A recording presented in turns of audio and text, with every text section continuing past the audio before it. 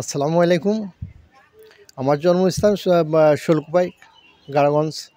আমি ছোটোবেলায় আমার আব্বা আম্মার সাথে প্রায় 40-45 বছর আগে আসছিলাম। আমি তখনও খুবই ছোট ছিলাম। আমি এখানে ঘুরতে এসে একটু বাইরে দেখার জন্য বেরোয় গেছিলাম।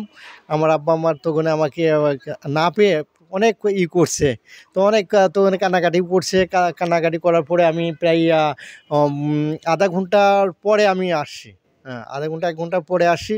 তারা তো এদিকে নানা দিকে ছোটাছুটি করে বেড়াইছে। আমার না পেয়ে পরে সে কান্নাকাটি করছে। এরকম অবস্থায় তারপরে যখন আমি আসিছি, আমার পায়ে সে যে কি খুশি, মানে বলার ভাষা নাই।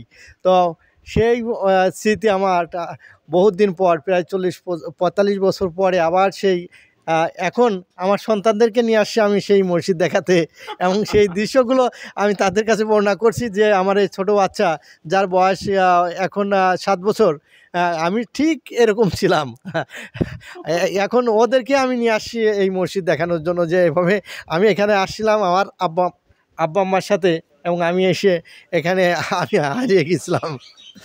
মানে আপনি সেই ঘুরতে গেছেন, ওনারা ভাবছে আমি হারিয়ে গেছি।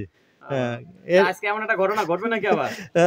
না, ইনশাআল্লাহ আমরা এখন তো আশা করা যায় এরকম আর জি হবে জি না। তারপরেও আমরা এখন সবই ঢাকাতে থাকি। ঢাকাতে থাকি, যেহেতু আমার ওদের দাদি বাড়ি দাদা বাড়ি ইসে এখানেই, তাই ওদেরকেও আমি এখানে নিয়ে আসলাম এবং আমার সেই স্মৃতির গল্পগুলো বলতেছি। ঠিক আছে, ধন্যবাদ আপনাকে। ধন্যবাদ, আপনাকে অসংখ্য ধন্যবাদ। আসসালামু আলাইকুম। আল্লাহ হাফেজ। আল্লাহ হাফেজ। ঠিক আছে।